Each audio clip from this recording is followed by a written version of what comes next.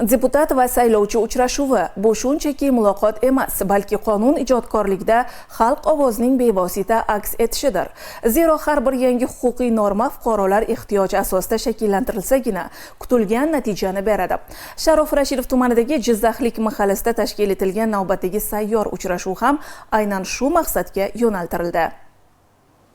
Hududlardagi dolzarb muammolarni aniqlash va ularni joyida bartaraf etish maqsadida xalq vakillari mahalla va xonadonlar bo'ylab o'rganishlarni davom ettirmoqda. Bu galgi muloqot manzili Jizzaxlik mahalla fuqarolar yig'ini bo'ldi. Viloyat va tuman kengashi deputatlari ishtirokidagi ochiq muloqotda mahalla infratuzilmasini yaxshilash masalalariga e'tibor qaratildi. Aholi tomonidan asosan ichki yo'llarni asfaltlash, bandlikni ta'minlash hamda ijtimoiy himoyaga muhtoj qatlamni qo'llab-quvvatlash bo'yicha aniq murojaatlar bildirildi.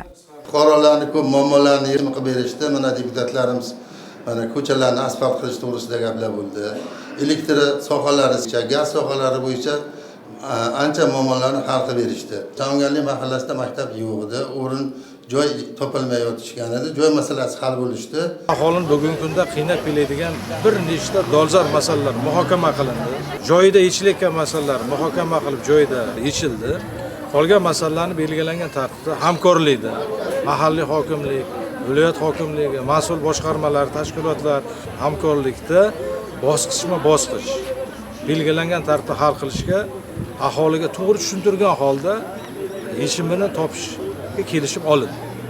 Bu kabi uchrashuvlar aholi ishonchini mustahkamlash bilan birga hududiy muammolarning tizimli yechimiga xizmat qiladi. Uchrashuv yakunida Ramazon oyi munosabati bilan saxovat tadbiri tashkil etildi. Unda mahalla hududidagi ijtimoiy himoyaga muhtoj va kam ta'minlangan oilalar holidan xabar olinib, ularga kundalik ehtiyoj uchun zarur bo'lgan oziq-ovqat mahsulotlari ulashildi. Bu kabi xayrli amallar muborak oyning o'zaro birdamlik va mehr-oqibat kabi ezgu g'oyalarga hamohang bo'ldi.